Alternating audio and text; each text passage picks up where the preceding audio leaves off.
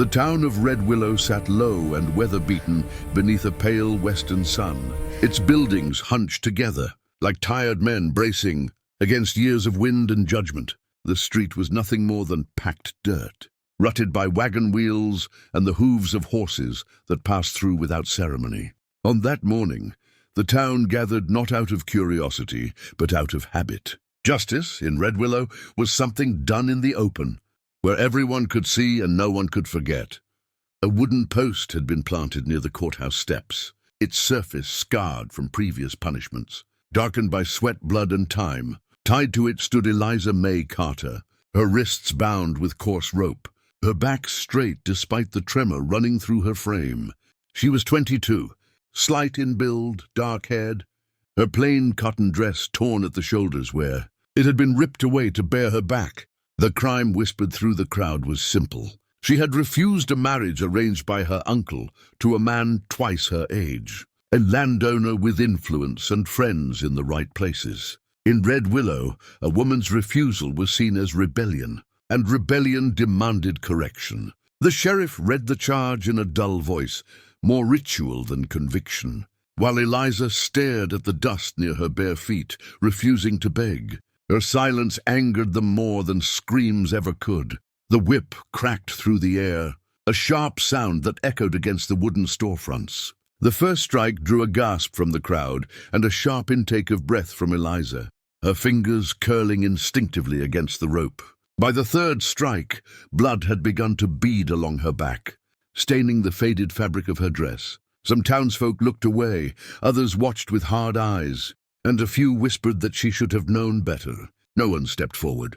No one except a man standing at the edge of the crowd, dust on his boots, hat pulled low, hands clenched so tight his knuckles burned. His name was Caleb Boone, a rancher whose land barely fed his cattle and whose debts followed him like a shadow. He had ridden into town at dawn to sell a scrawny calf, hoping for enough coin to buy seed for the winter.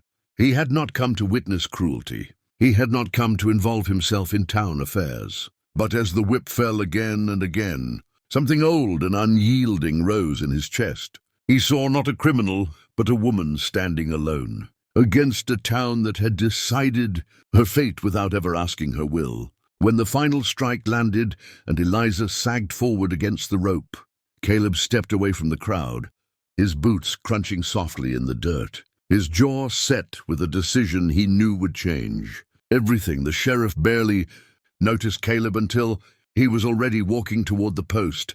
A murmur rippled through the crowd as heads turned, surprised not by his presence but by his audacity. Caleb Boone was known for his quiet nature, his failing ranch, his tendency to keep his head down. Men like him didn't challenge public judgment. They survived by staying invisible. Caleb stopped a few paces from the post, close enough to see the blood on Eliza's back, close enough to hear the shallow, uneven rhythm of her breathing. He removed his hat, not in submission but in respect, and spoke with a calm that surprised even himself. "That's enough." The sheriff scoffed, one hand resting near his gun, the other still holding the whip. "Justice has been served, Boone. Best you get back to your cattle." Caleb didn't move. "You made your point. Any more and you'll kill her." His eyes didn't leave Eliza, though he addressed the law. "And if you do, that blood won't just be on her back." The crowd shifted, uneasy now. This was no longer routine. The uncle stepped forward, red-faced, shouting about obedience and contracts and shame. Caleb finally turned his gaze on him, eyes hard as sun-baked stone. "You want her married so bad," he said evenly. "Then you won't mind if I take her as my wife instead."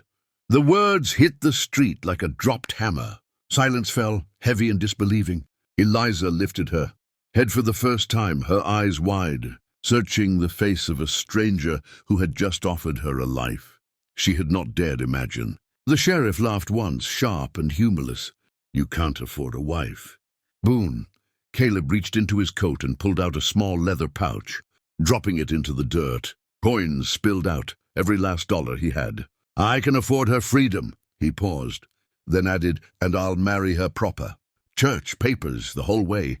The town weighed the offer, not on moral grounds, but practical ones. A marriage settled the dispute. Property rights shifted. Responsibility transferred. After a long moment, the sheriff cut the ropes binding Eliza's wrists. She nearly fell, but Caleb caught her, steadying her with a hand that was firm but gentle, careful not to touch her injured back. The uncle spat in the dirt, furious but outmaneuvered. Eliza said nothing as she was helped onto Caleb's horse, her body weak, her mind racing.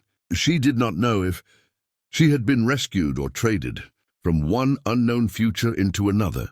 But as the horse turned away from Red Willow, dust rising behind them, she felt something she had not felt in years: movement. Away from pain, they rode in silence along the narrow trail leading west, the land opening into rolling grass and scattered cottonwoods near a slow-moving creek. Caleb rode ahead, leading the horse by the reins, careful to keep the pace slow. Eliza swayed slightly with each step, gripping the saddle horn, her teeth clenched against the pain burning across her back. When they finally reached a small rise overlooking a weathered ranch house, Caleb stopped. The house was modest, 2 rooms, grey with age, a crooked fence enclosing a thin pasture. No grand rescue, no hidden wealth, just survival. Caleb helped her down and guided her inside, laying her gently on the narrow bed. He cleaned her wounds with water warmed over the stove, his movements respectful, his eyes never lingering where they shouldn't. When he was done, he stood awkwardly near the door. "You don't owe me anything," he said quietly. "If you want to leave once you're healed, I won't stop you." Eliza looked at him, truly looked, and saw not a savior demanding gratitude, but a man who had risked his standing, his livelihood, and his future without asking for reward. Tears slipped silently down her temples into the pillow. "I don't have anywhere else," she whispered. Caleb nodded, accepting the weight of what he had begun. Outside, the wind moved through the grass, carrying the promise of hardship and something else neither of them could yet name. The wedding took place 3 days later in the small wooden church at the edge of town, attended by more curiosity than celebration. Eliza stood stiffly beside Caleb, her back hidden beneath a borrowed shawl, her face pale but composed.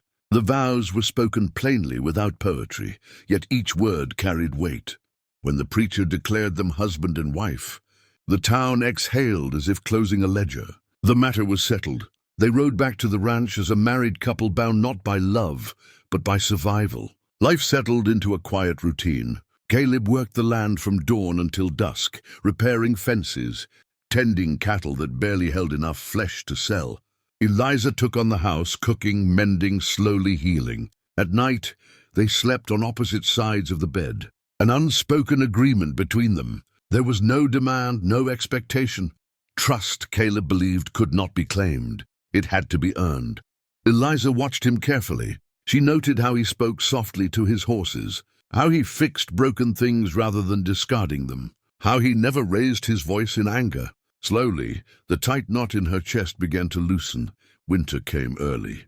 Food grew scarce. One night, as wind rattled the windows, Eliza found Caleb at the table, head in his hands, staring at a stack of unpaid bills. Without a word, she placed a small pouch beside him, the last coins she had saved from sewing work she'd taken in from neighboring ranches. "We face it together," she said simply. Something shifted then.